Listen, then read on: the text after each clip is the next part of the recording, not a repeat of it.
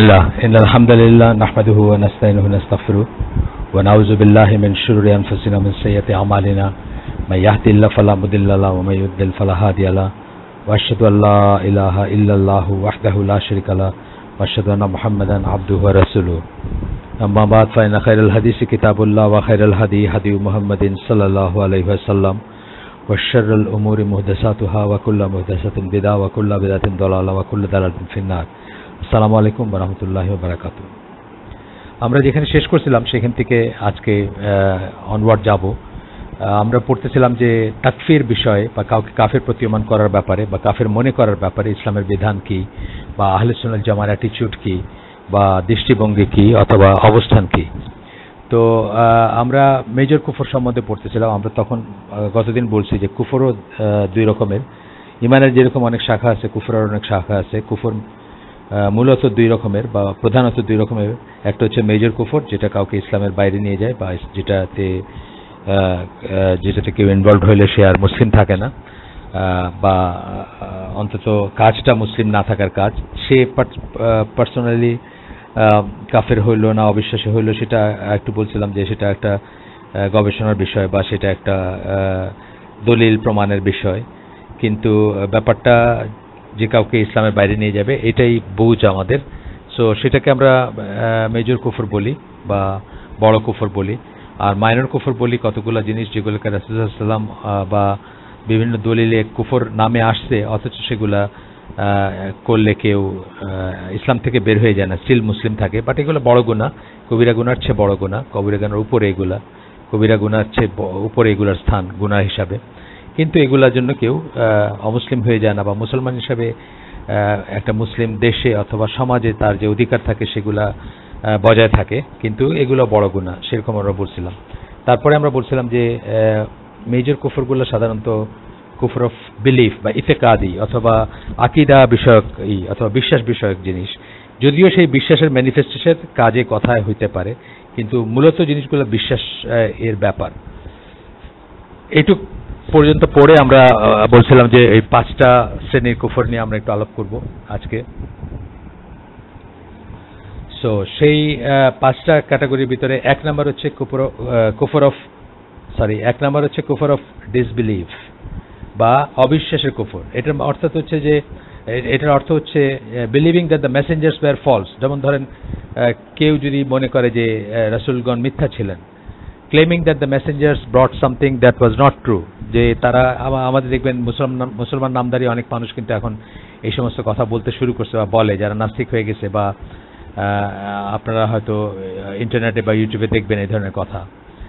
মুসলমান ছিল এককালে, এক্স মুসলিম, এখন আর মুসলিম নাই, এই ধরনের কথা বলতেছে। এই ধরনের কথা বললে এক্স মুসলিম এই জন্যই বললাম যে সে তো আর মুসলিম থাকে না বা সে নিজে আত্মস্বীকৃত কাফের, এরকম আছে ইন্টারনেটে বা ইউটিউবে আপনারা দেখবেন আছে, বাংলাভাষী আছে যারা সরাসরি বলবে যে আল্লাহ রাসূল সাল্লাল্লাহু আলাইহি ওয়াসাল্লাম যে বলতেছেন যে তার কাছে ওয়াহী আসছে এগুলো মিথ্যা কথা, অথবা কোরআন উনি লিখছেন এগুলো আল্লাহর কাছ থেকে আসে নাই, নাউজুবিল্লাহ, এই ধরনের কথা। or claiming that Allah has permitted or forbidden something when he knows that this is contrary to what Allah has in fact permitted or forbidden. এটা ক্লেম করা যে আল্লাহ যে সমস্ত জিনিসকে হারাম করছেন, এটা ক্লেম করা যে না এগুলো হারাম না, এগুলো হালাল, বা এটা আল্লাহ পারমিট করেন। যেটা আল্লাহ নিষেধ করছেন সেটা আল্লাহ পারমিট করেন, অথবা যেটা আল্লাহ পারমিট করছেন সেটা আল্লাহ নিষেধ করেন, অথবা যেটা আল্লাহ হালাল করছেন সেটাকে হালাল মনে করা, অথবা যেটা আল্লাহ হারাম করছেন এটাকে হালাল মনে করা ইত্যাদি। এইসব হচ্ছে কুফর অফ ডিসবিলিভ, মানে অবিশ্বাসের কুফর। প্রথম ক্যাটাগরি গেল, পাঁচটা আমরা বললাম, পাঁচ ধরনের আমরা পড়ব। দুই নম্বর ক্যাটাগরি হচ্ছে arrogantly refusing even though one believes it to be true. আপনাদের যদি মনে থাকে শাহাদার শর্ত এবং ঈমান বিনষ্টকারী বিষয়গুলো যদি মনে থাকে, যে কেউ জানে যে জিনিসটা সত্যি, তারপরেও আউট অফ অ্যারোগ্যান্স সে প্রত্যাখ্যান করে ইসলামের কোনো বিধানকে বা ইসলামকে বা দিন ইসলামকে। যেমন আমরা উদাহরণ হিসাবে এই অ্যারোগ্যান্টলি প্রত্যাখ্যান করার আমরা আগে বলছিলাম, আপনাদের যদি মনে থেকে থাকে, যে আলী রাদিয়াল্লাহু আনহুর বাবা আবু তালিব, উনি জানতেন যে ইসলাম সত্য বা ইসলাম ঠিক কথাটাই বলতেছে, বা ওনার ভাতিজা মুহাম্মদ সাল্লাল্লাহু আলাইহি সাল্লাম সত্যিকার নবী, কিন্তু উনি ট্রাইবাল প্রাইড বা এই মানে পূর্বপুরুষের দিনের মর্যাদা রক্ষা করতে গিয়ে অথবা এক ধরনের অ্যারোগেন্স থেকে ইসলাম গ্রহণ করেন নাই। এটা যেমন arrogantly refusing even though one believes it to be true, এই শ্রেণীর কুফর। শুধু বিশ্বাস করে সত্যি কিন্তু সে সেটাকে প্রত্যাখ্যান করতেছে। This means that the person affirms that what the Messenger of Allah sallallahu alaihi wasallam brought was truth from his Lord, but he refuses to follow it because he looks down on the truth and those who follow it. সে এটার উপরে সেটা সে সংকোচ বোধ করে বা মনে করে যে এটা একটা নিকৃষ্ট জিনিস বা একটা ঠিক জিনিস না, অথবা এটা সে গ্রহণ করতে পারে না, যদিও সে মনে জানে এটা সত্য। এটার আরেকটা উদাহরণ আপনাদের দিয়েছিলাম, আপনাদের মনে আছে কিনা জানি না। সাফিয়া রাদিয়াল্লাহু আনহা, রাসূল সাল্লাল্লাহু আলাইহি ওয়াসাল্লামের ওয়াইফ, ইহুদি বংশোদ্ভূত ওয়াইফ, যুদ্ধের পরে ওনাকে ক্যাপচার করা হয় এবং তারপরে রাসূল সাল্লাল্লাহু আলাইহি ওয়াসাল্লাম তাকে বিয়ে করেন এবং উনি ইসলাম গ্রহণ করেন। তো সেই সাফিয়া রাদিয়াল্লাহু আনহা তার ছোটবেলার কথা বলছেন যে আল্লাহ রাসূল সাল্লাল্লাহু আলাইহি ওয়াসাল্লাম যখন ইসে আসছেন, মদিনায় আসছিলেন, তখন তার সাথে দেখা করে আসছেন সাফিয়া রাদিয়াল্লাহু আনহার বাবা, এবং এসে চাচা তাকে জিজ্ঞেস করতেছেন, তার চাচা বাবাকে জিজ্ঞেস করতেছেন যে তোমার কি মনে হয় লোকটা সত্যি কথা বলতেছেন? তখন বাবা বললেন যে হ্যাঁ, লোকটা ঠিকই আছে, সে সত্যিকার নবী। তখন চাচা জিজ্ঞেস করলেন যে আমরা কি তাহলে তার কাছে যাব না, তার কাছে বায়াত নিব না বা তার আনুগত্য প্রকাশ করব না তার? তখন বাবা বললেন যে না, সে তো বনি ইসরায়েলের না, সে তো বনি ইসরায়েল থেকে আসে নাই। অর্থাৎ বনি ইসরায়েল হইলে উনি তার আনুগত্য করতেন, বনি ইসরায়েল থেকে বংশোদ্ভূত না হতে বা বনি ইসরায়েল এর চেইন থেকে না আসাতে তার আনুগত্য করলেন না। এই ব্যাপারটা এটার ভিতর পড়বে আর কি, এই ধরনের কুফরটা পড়বে। এখানে ওনারা উদাহরণ দিচ্ছেন, দিস ইজ লাইক দ্য কুফর অফ ইবলিস, ইবলিসের কুফর। ইবলিস জানে আল্লাহকে, ইবলিস আল্লাহ সম্বন্ধে জানতো কি, আল্লাহর ক্ষমতা কি জানতো, আল্লাহ কি করতে পারেন সবই জানতো সে, কিন্তু যেহেতু আদমকে তার হিংসা লাগছে বা আদমের থেকে সে নিজেকে সুপিরিয়র মনে করছে, আপনারা জানেন সেই ফেমাস বাণী তার, আনা খায়রুম মিনহু, আমি তার চেয়ে শ্রেয়। এবং এইটা কিন্তু মানুষের ভিতরেও সব অ্যারোগেন্সের মূল, কিন্তু একটা মূল জিনিস হচ্ছে এটা। এই জন্য যখনই আপনার ভিতরে এই জিনিসগুলো আসবে মনে, আপনি মনে করবেন যে আপনি শয়তানের অনুগত হতে যাচ্ছেন। যে কোনো কিছুতে যখন আপনার মনে হবে যে আমি তার চেয়ে বেটার, আমি তার চেয়ে এটা, আমি তার চেয়ে এটা। রাসূল সাল্লাল্লাহু আলাইহি ওয়াসাল্লামের একটা সহিহ হাদিস আছে যেখানে বলছেন যে মাস্টার সিট অ্যারোগেন্স বা অহংকার নিয়ে কেউ জান্নাতে যাবে না, মাস্টার সিট পরিমাণ অহংকার নিয়ে কেউ জান্নাতে যাবে না। তো এটা আমি সামারিটা বললাম, আপনারা যদি দলিল সহ শুনতে চান আমি একটা খুঁজে বের করব, মানে ওটার আমার মনে নাই কোথাকার হাদিস, কিসের হাদিস, বাস এই হাদিসটা খুব ফেমাস যে মাস্টার সিট পরিমাণ অহংকার নিয়ে কেউ জান্নাতে প্রবেশ করবে না। আচ্ছা, এরপরে বলতেছেন যে আল্লাহর কমান্ডে সে মানে অহংকার বশত শয়তান বা ইবলিস সে আল্লাহর আদেশকেই অমান্য করছে, কিন্তু সে জানতো যে আল্লাহ যেটা বলতেছেন এটাই ঠিক, বা আল্লাহ সব জানতা, আল্লাহ সব জানেন, আল্লাহর পাওয়ার, আল্লাহর ডোমেইন, সে সম্বন্ধে তার খুব ভালো আইডিয়া ছিল। আচ্ছা, 3 নম্বর ক্যাটাগরির মেজর কুফর আমরা পড়ব, সেটা হচ্ছে যে কুফর অফ টার্নিং অ্যাওয়ে। এটা হচ্ছে যে মানে রাসূল সাল্লাল্লাহু আলাইহি ওয়াসাল্লাম যখন কথা বলতেছেন বা মেসেঞ্জার বা রাসূল যখন কথা বলতেছেন তার কথা না শুনে সে সেখান থেকে মুখ ফিরে নিল। এই শ্রেণীর মানুষ সাধারণত মানে ধরেন অ্যাগনোস্টিকরা, হি নাইদার বিলিভস হিম নট ডিসবিলিভস। অ্যাগনোস্টিকরা যেটা বলে আর কি, আমি বিশ্বাসও করি না অবিশ্বাসও করি না, আমি ঠিক জানি না যে এটা, আমি তো জানি না এটা ঠিক কিনা, হইতেও পারে না হইতে পারে, এই ধরনের একটা অ্যাটিটিউড আর কি। He regards him as neither a friend not an enemy, he pays him no heed whatsoever. সে শুনে কিন্তু সে এটা থেকে কিছু গ্রহণ করে না বা কোনো রিয়াকশন নেই। আমাদের সমাজে দেখবেন অনেক মানুষ আছে এরকম, যাদেরকে আপনি দিনের কথা বললেন চুপ করে শুনবে, কিন্তু তারপরে সে নিজের মতো করে নিজের কাজটাই করবে। He ignores the truth and does not learn it or act in accordance with ইট।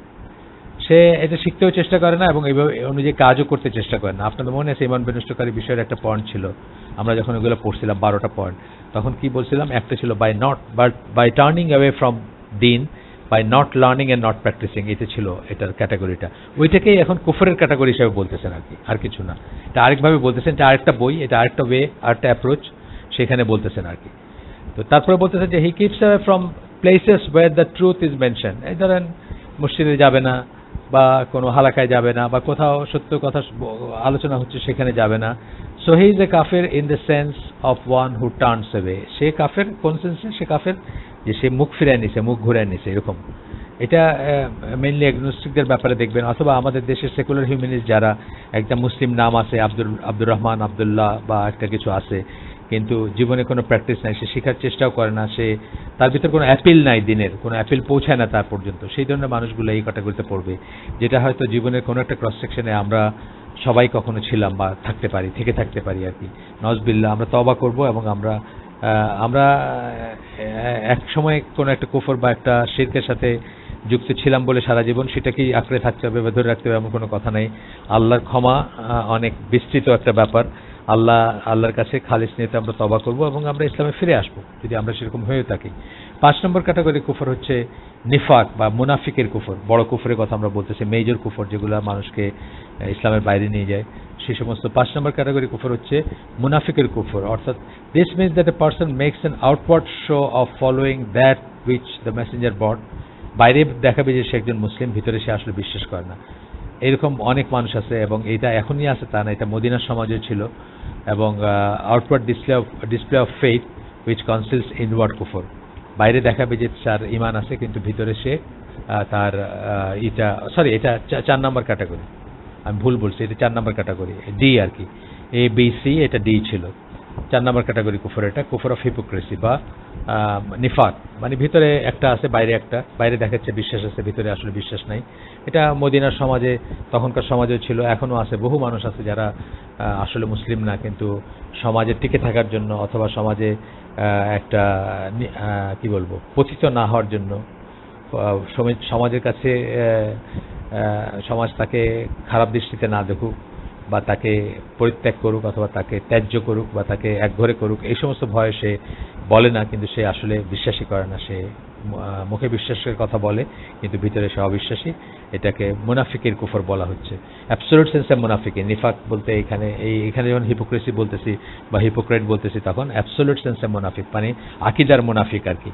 অনেক সময় আমরা ধরেন কেউ একটা অন্য, মানে দিনের ব্যাপারে না, অন্য কোনো ব্যাপারে ধরেন আপনাকে দুইটা ফেস দেখাইলো, সামনে একরকম পিছনে একরকম, তখন আমরা কি বলি যে লোকটা নিফাক আছে বা মুনাফিক। এটাও আমরা অনেক সময় মুখে বলি, কিন্তু এই মুনাফিক মানে অ্যাবসলিউট মুনাফিক না বা আকিদার মুনাফিক না বা ইসলাম থেকে বের হয়ে যাওয়ার নিফাক না। এটা ইসলাম থেকে বের হয়ে নিফাক যাওয়ার নিফাক হবে ইসলামের ব্যাপারে বা ইমানের ব্যাপারে হবে সেটা। আচ্ছা, এরপরটা বলতেছেন যে কুফর অফ ডাউট, ইমান আনার পরে তারপরে যার ভিতর ডাউট থাকে বা যার ভিতরে থাকে আপনার সন্দেহ থাকে যে সে কি কথাগুলোকে ঠিক। অনেক মুসলিম আমাদের দেখবেন এরকম সন্দেহ প্রকাশ করতেছে যে আসলে কি এরকম, আসলে কি। আমি একজনের লেখা বলছি, আমি আপনাদের হয়তো কাউকে আগে, বর্ডার প্যাসেজ বইটার নাম, লায়লা আহমেদ ওনার নাম, ইজিপশিয়ান বংশোদ্ভূত ফেমিনিস্ট, আমাদের চেয়ে সিনিয়র বয়সে, হয়তো বেশ সিনিয়র, মারা গেছেন, এতদিন মারা যাওয়ার কথাও না, কারণ অনেক বয়স হওয়ার কথাও না। তো যাই হোক, উনি যেমন বলছেন যে আপনার সূরা লাহাবের কথা বলছেন, সূরা লাহাবের নিয়া, মানে এই আবুল আহাবের কথা আল্লাহ যেভাবে ডিসক্রাইব করছেন, বা আবুল আহাবের ওয়াইফের গলায় রশির কথা যেভাবে বলছেন, জাহান্নামের কথা যেভাবে বলছেন তাদের ব্যাপারে, তো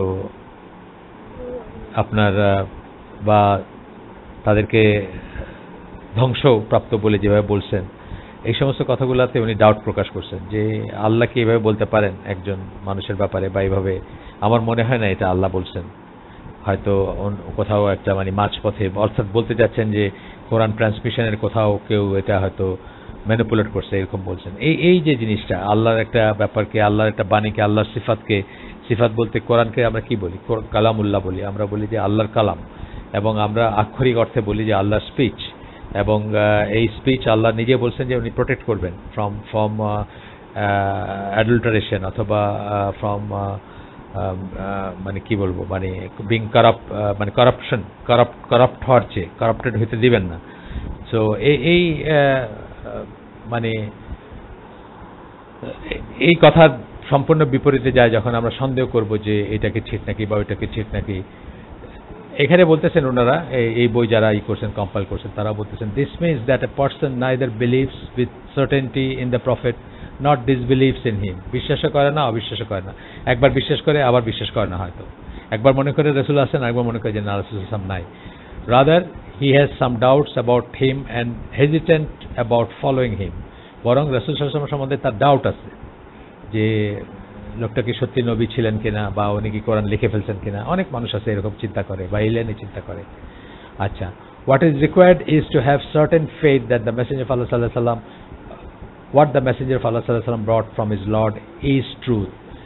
সার্টেনটি থাকতে হবে, নিশ্চয়তা থাকতে হবে, নিশ্চিত জ্ঞান বা নিশ্চিত বিশ্বাস থাকতে হবে যে আল্লাহ রাসূল সাল্লাল্লাহু আলাইহি ওয়াসাল্লাম বলছেন যেটা, যে আল্লাহর কাছ থেকে আসছে বা যা নিয়ে আসছেন কোরআন অথবা হাদিস, বা হাদিসে যা বলে গেছেন বা কোরআনে যা বলে গেছেন, যে ওয়াহির কথা বলছেন সেটা অ্যাবসলিউটলি সত্য এবং এখানে কোনো ডাউটের স্কোপ নাই, এভাবে বিশ্বাস করতে হবে। So whoever is hesitant about following that which the messenger of Allah sallallahu alaihi wasallam brought, or thinks that something else may be truth, is a kafir in the sense of the kufr of doubt and speculation. সে যে কেউ যদি মনে করে যে সেটা হচ্ছে অন্য কিছু সত্য, বা সত্যটা হচ্ছে আরো কিছু, যেটা আল্লাহ রাসূল বলতেছেন সেটা না, যা আল্লাহ রাসূল বলে গেছেন সেটা না, যা আল্লাহ রাসূল দিয়ে গেছেন রেখে গেছেন সেটা না, সত্যটা অন্য কিছু, তাহলে অথবা স্পেকুলেট করে, তাহলে সে আর মুসলিম থাকবে না, সে কাফের হয়ে যাবে। এই 5 ক্যাটাগরির মেজর কুফর আমরা পড়লাম। আরেকবার একটু পয়েন্টটা বলে দিই, যাতে এটা কেন আমরা শিখতেছি যে আমরা নিজেরা বেঁচে থাকবো এবং আমাদের আহাল, যাদের দায় দায়িত্ব আমাদের উপরে, অর্থাৎ আমরা যাদেরকে ধরেন আমার ফ্যামিলি, যে ফ্যামিলির আমি আমির, অথবা আমি একটা কোম্পানির মালিক, অথবা আমি একটা দেশের প্রেসিডেন্ট, আমার আন্ডারে যারা আছেন বা যারা থাকবেন তাদের জন্য আমাকে জিজ্ঞেস করা হবে, আমি জিজ্ঞাসিত হব। সুতরাং সেই দিকে আমি খেয়াল রাখবো যে এই জিনিসগুলো থেকে ইনভলভ হয়েছে কিনা, বা আমি আমার নিজের ভিতরে এগুলো যে থাকে, আমি অ্যাজ সুন অ্যাজ পসিবল এগুলো থেকে মুক্ত হব এবং ইসলামে ফিরে আসবো ইনশাল্লাহ। তো আমি আবার বলি, মেজর কুফর বললাম, মূলত এগুলো বিশ্বাসের সাথে জড়িত জিনিস, এবং এই মেজর কুফরের 5টা ক্যাটাগরি আমরা বললাম। প্রথমটা হচ্ছে অবিশ্বাসের কুফর, 2 নম্বরটা হচ্ছে অ্যারোগ্যান্স বা অহংকার বশত অস্বীকার করার কুফর, 3 নম্বরটা হচ্ছে মুখ ফিরায় নেওয়ার কুফর, অর্থাৎ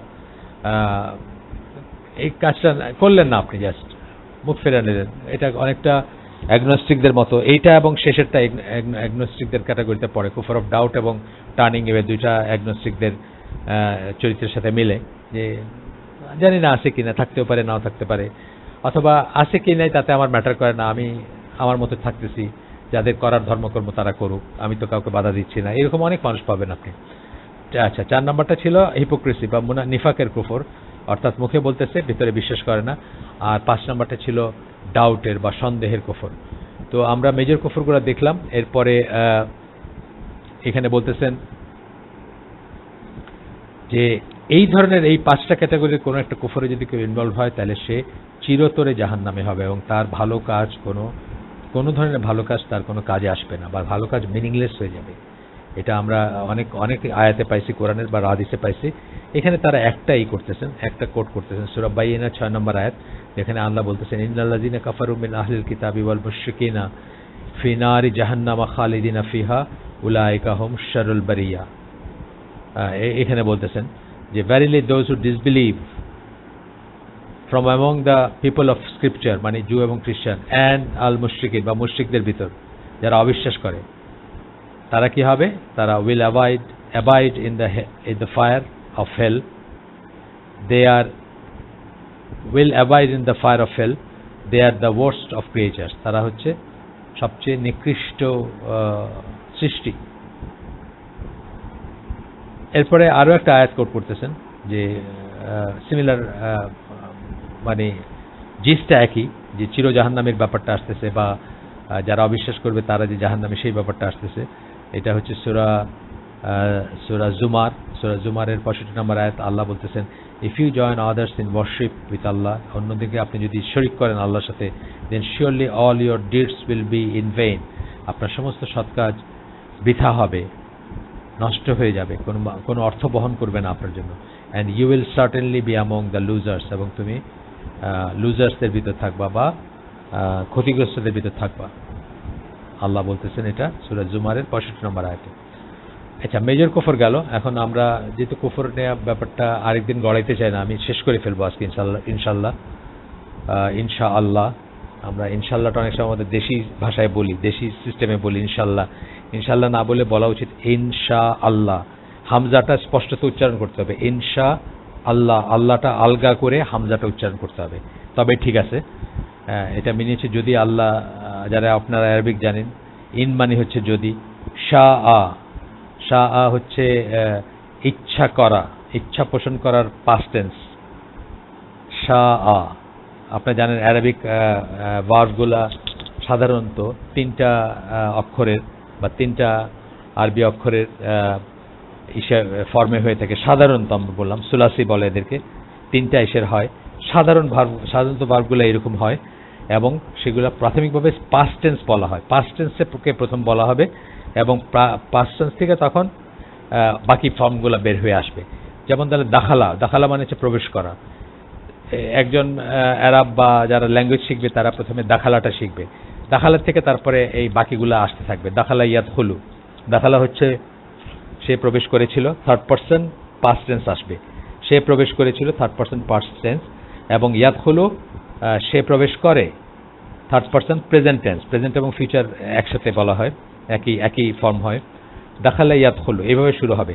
তো সেই হিসাবে শাহ এখানে 3টা হরফ আছে, শিন আছে, আলিফ আছে এবং হামজা আছে, শাহ। তো ইনশাআ, এই আটা যেটা হামজা, এটার জন্যই আমরা আল্লাহ বলবো আলাদা করে। এইটা যদি না থাকতো তাহলে একসাথে মিলায় পড়তাম আমরা। আল্লাহর আলিফটা আর উচ্চারিত হয় না সেখানে, যখন আমরা একসাথে মিলায় পড়ি। যেমন ধরেন একটা কথা বলি আমরা, যে কোনো একটা, যেমন ধরেন ওয়াল্লাহি, আল্লাহর কসম, এখানে আপনি ওয়া আল্লাহি বলেন না, কিন্তু আসলে লেখেন কি আপনি লিখতেছেন ওয়া আল্লাহি, কিন্তু এই আলিফটা উচ্চারিত হয় না, আপনি বলেন ওয়াল্লাহি। এটা হচ্ছে এক ধরনের আলিফ 2 ধরনের হয় বা হামজা 2 ধরনের হয়। একটা হলো যেটা উচ্চারিত হয় না, যেটা এর আগের হরফটা কি করতেছে সেটা টেক ওভার করে এটাকে। আর আরেকটা হচ্ছে যেটা হামজা, যেটাকে আমরা বলি, সেটা আলাদা করে ডিস্টিংক্ট ভাবে উচ্চারণ করতে হবে। এই যেমন ইনশাআ বললাম, এখানে যেটা আছে, বা আরো অন্যান্য জায়গায় আসে এটা। তো এই জন্য আমরা ইনশাআল্লাহটা আমরা যে আমিও হয়তো বলি অনেক সময় নজবিল্লাহ, আমি হয়তো মানে বাংলা বা আমাদের যেভাবে বড় হয়েছে বাংলায় যখন কথা বলি বা বাংলা যখন লিখি তখন হয়তো বাংলা লেখাতে অবশ্য ভুল করি না, কিন্তু কথা বলার সময় আমরা ইনশাআল্লাহ বলে ফেলি অনেক সময়। আসলে বলা উচিত ইনশাআল্লাহ। একটু শাটা একটু লম্বা করে হবে, যেহেতু একটা আলিফ আছে, ইনশা একটু লম্বা, আল্লাহ। এই হামজাটা আসলে উচ্চারণ করতে হবে। হামজাটা উচ্চারণ করলে ইউ আর ওকে। ইনশা আল্লাহ যদি বলেন, আটা ডিস্টিংক্ট ভাবে বললেই, যেরকম আনজার তাহুম আপনারা তো কোরআনে আছে জানেন আপনারা, তো সেভাবে ডিস্টিংক্ট ভাবে যদি আমরা আটা উচ্চারণ করি, হামজাটা উচ্চারণ করি, তাহলে আমাদের ভুলটা আর হয় না বা অর্থের কোনো ডিফারেন্স হয় না। যাই হোক, আমরা মনে রাখবো। আমি তো বললাম যে মানে অনেক সময় কথা বলতে গিয়ে বা এইভাবে ফ্ল্যাট কথা বলতে গিয়ে তো আমার এটা মনে থাকে না যে এটা আলাদা করে করা উচিত। ঠিক আছে, তো আমরা লেসার কুফরটা মানে যেখান থেকে কথাটা শুরু হয়েছিল, যে লেসার কুফর বা ছোট কুফর নিয়ে একটু বলে আজকে শেষ করব ইনশাআল্লাহ। ইনশাআল্লাহ এখানে হচ্ছে যে বলতেছেন যে এগুলা কাফেরের চরিত্রের ভিতর পড়বে, ছোট কুফর যেগুলা, কিন্তু এর জন্য কেউ কাফের হয়ে যাবে না। এগুলা কাফেরের ক্যারেক্টারিস্টিক্স বা চরিত্র, কাফেরদের এই বৈশিষ্ট্যগুলো থাকে, কিন্তু এগুলা ইতিকাদি কুফর না বা ওই আকীদার কুফর না বা বিশ্বাসের কুফর না, এই জন্য কেউ অবিশ্বাসী হয়ে যাবে না। এই ক্যাটাগরিতে কি কি পড়বে জাস্ট মনে রাখার জন্য বলতেছি, যে একজন মুসলিমকে হত্যা করলে কিন্তু সাথে সাথে সে অমুসলিম হয়ে যায় না। আরেকজন যে হত্যা করলো, হত্যাকারী কিন্তু অমুসলিম হয়ে যায় না, তার বিচার হবে। সেই বিচারে সে যদি জাস্টিফাইড করতে না পারে তাহলে তার মৃত্যুদণ্ড হবে বা কিসাস হবে।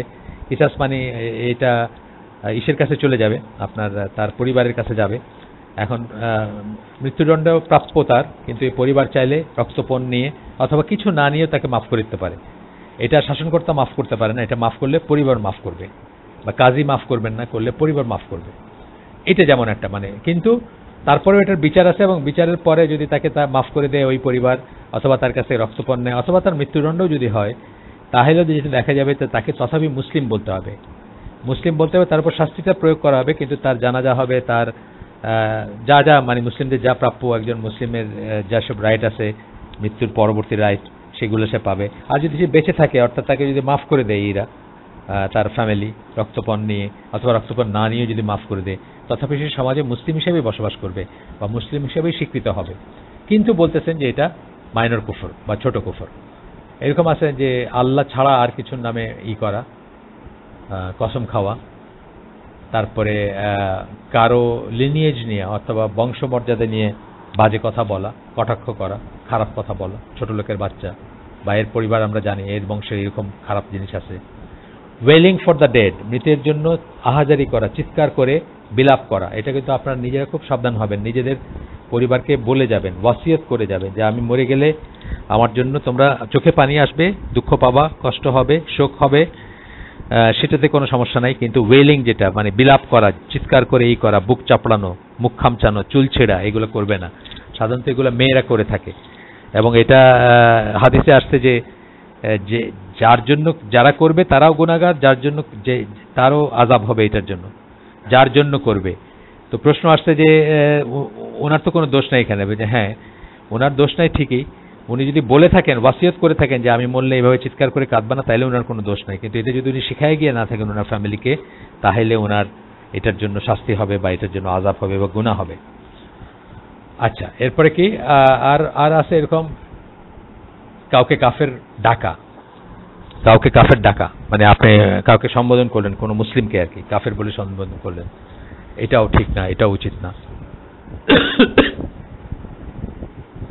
যাই হোক, এরপরে আপনার সূরা হুজুরাতের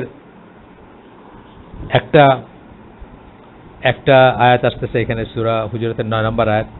সেখানে আল্লাহ বলতেছেন যে if two parties or groups, ব্র্যাকেটে গ্রুপস বলছেন, among the believers fall to fighting, then make peace between them both. যদি বিশ্বাসীদের দুইটা দল যুদ্ধে বা মারামারি শুরু করে, তাহলে তাদের ভিতরে শান্তি আনয়ন করে দাও এবং বা শান্তি স্থাপন করে দাও বা মিটমাট করে দাও, সোজা কথা। তারপরেরটুকু বলেন না এখানে, সেটা এই প্রসঙ্গে আসেনি দেখে বলেন না। তার এই আয়াতটা আপনার পড়ে নেবেন, দেখবেন, তফসিরটা পড়বেন। সূরা হুজুরাত 49 নম্বর সূরা 49 এবং আয়াত হচ্ছে 9 নম্বর আয়াত। এটা খুব ইম্পর্টেন্ট একটা আয়াত। এটাতে অনেক আমাদের জীবনের অনেক প্রবলেম সলভ হয়ে যেত যদি আমরা এই আয়াতটা বুঝতাম এবং মানতাম। এখানে বলতেছেন যে শান্তি স্থাপন করে দাও। তার পরবর্তী কথাটা হচ্ছে মানে যদি একটা দল অ্যারোগেন্টলি নিরস্ত্র না হয় বা না হয়, কি বলে, ক্ষান্ত না হয় মারামারির সময়, যখন আপনি গিয়ে মধ্যস্থতা করতে গেলেন, অন্য মুসলিমরা মধ্যস্থতা করবে, গ্রুপ এ গ্রুপ বির ভিতর মারামারি লাগছে, গ্রুপ সি, অল আদার মুসলিম, গ্রুপ সি যদি ধরি, তারা গিয়ে এদের ভিতর মিটমাট করে দিবে। তখন যদি দেখা যায় যে গ্রুপ এ অ্যারোগেন্টলি বলতেছে না, তারা এটা মানে না, তারা তথাপি মারামারি করবে, তখন সকলে মিলে গ্রুপ বি এর পক্ষ নিয়ে গ্রুপ এ কে আটকাবে বা তাদেরকে ঠেকাবে বা তাদেরকে কন্টেন করবে। এটা হচ্ছে ইসলামের দিক নির্দেশনা। এটা আমরা বলি যে এইখানে আমাদের স্বাধীনতার সময়, মুক্তিযুদ্ধের সময় পাকিস্তানিরা যখন আমাদেরকে ইনডিসক্রিমিনেটলি হত্যা করতে শুরু করছে, তখন দুনিয়ার বাকি মুসলিমদের উচিত ছিল মধ্যস্থতা করে এই হত্যাযজ্ঞটা বন্ধ করা। আর যদি তাতে পাকিস্তান রাজি না হয় বা হয়তো বা অ্যারোগেন্স দেখাইতো, তখন তাদের উচিত ছিল বাংলাদেশিদের পক্ষ হয়ে পাকিস্তানকে নিরস্ত্র করা, এইসব থেকে, এই যুদ্ধ থেকে বিরত করা বা তাদেরকে কন্টেন করা বা তাদেরকে মানে মানে রোধ করা, সোজা কথা। এইটা আমরা অনেকে করি নাই। কিন্তু আমাদের দেশে যাদেরকে দালাল, রাজাকার বা ইত্যাদি নামে অভিহিত করা হয়, তাদের দোষটা কিন্তু এইখানে, তাদের দোষটা এইখানে যে তাদের উচিত ছিল প্রথমে এই মারামারিটা বন্ধ করার চেষ্টা করা। আর যখন পাকিস্তানিরা তাদের কথা শুনতো না বা শোনে নাই অনেক ক্ষেত্রেই, তখন উচিত ছিল বাংলাদেশিদের পক্ষ হয়ে পাকিস্তানকে কন্টেন করা, বা সারা দুনিয়ারই উচিত ছিল এটা। ইভেন কান্ট্রিজ লাইক সৌদি আরব বা অন্যান্য যারা মুসলিম কান্ট্রি ছিল, তাদের উচিত ছিল এই স্ট্যান্ডটা নেওয়া। এটা অনেকেই নেয় নাই বা নিতে পারে নাই, অথবা ভুল করছে এখানে, আমি মনে করি পার্সোনালি, এটা আমার বিশ্বাস, একদম মনে প্রাণে বিশ্বাস করি আমি এটা। আচ্ছা, যাই হোক, এরপরে রাসূল সাল্লাল্লাহু আলাইহি ওয়াসাল্লাম বলেন, তার কতগুলো হাদিস জাস্ট এক লাইন করে আমরা পড়ে যাই। প্রথমটা বুখারী মুসলিমের, যে একজন মুসলমানকে cursing a Muslim is evil doing and killing him is কুফর। কার্সিং মানে তাকে অভিশাপ দেওয়া হচ্ছে ফিস্ক, বড় গুনাহ, খারাপ জিনিস, অত্যন্ত খারাপ জিনিস, এবং তাকে হত্যা করা হচ্ছে, একজন মুসলিমকে হত্যা করা হচ্ছে কুফর। এই যে এখানে আসলো কুফরটা, এই কুফরটা বলতে উনি বোঝাইছেন ছোট কুফর বা অত্যন্ত বড় গুনাহ, কবিরা গুনার চেয়ে উপরে তার স্থান, কিন্তু এটার জন্য কেউ কাফের হয়ে যাবে না। তারপরে আরো আছে হাদিস, আরেকটা, whoever swears by something other than Allah has committed shirk or kufr, এটা হচ্ছে ছোট কুফর, যেমন আমরা উদাহরণ দিলাম। তারপরে আরেকটাতে বলছেন, এটা হচ্ছে এই হাদিসটা হচ্ছে আপনার সহিহ সুনান আবি দাউদ, আর এই লাস্ট হাদিসটা আমরা পড়ব এই চ্যাপ্টারের, এটার সাথে সাথে আমরা শেষ করে দিব। সেটা হচ্ছে আপনার মুসলিমের হাদিস, এখানে আল্লাহ রসুল বলতেছেন আল্লাহ রসুল সাল্লাল্লাহু আলাইহি ওয়াসাল্লাম বলতেছেন, there are two things that people will continue to do that are acts of kufr. দুটো জিনিস মানুষ করতেই থাকবে, কিন্তু যেগুলো হচ্ছে আসলে কুফরের কাজ, সেগুলো কি? কাস্টিং অ্যাসপারশনস আপন পিপলস লিনিয়েজ, মানুষের বংশের উপর কালিমা লেপন করা, বংশ পরিচয়ের উপরে, মানে তার লিনিয়েজের উপরে, ছোট লোক বা এটা আমরা জানি এর কিপ্টার বংশধর বা একটা কিছু এই ধরনের বলা। And wailing for the dead, এবং মৃতের জন্য আহাজারি করা, বা যেটা আমি বললাম বিলাপ করা, জোরে চিৎকার করে কান্নাকাটি করা। এটা মুসলিমের হাদিস লাস্ট যেটা পড়লাম। আল্লাহ আমাদেরকে তৌফিক দেন এইসব বোঝার এবং এইসব মানে যা শিখলাম তার উপর আমল করার। সুবহানাকাল্লাহুম্মা ওয়া বিহামদিকা আশহাদু আল্লা ইলাহা ইল্লা আনতা আস্তাগফিরুকা ওয়া আতুবু ইলাইক। আমরা যা শুনলাম তার ভিতরে ভালো কিছু শুনে থাকলে সমস্ত প্রশংসা আল্লাহর, এবং খারাপ কিছু শুনে থাকলে সমস্ত ব্যর্থতা আমার, এবং সেটা শয়তানের তরফ থেকে। আসসালামু আলাইকুম ওয়া রাহমাতুল্লাহি ওয়া বারাকাতুহু।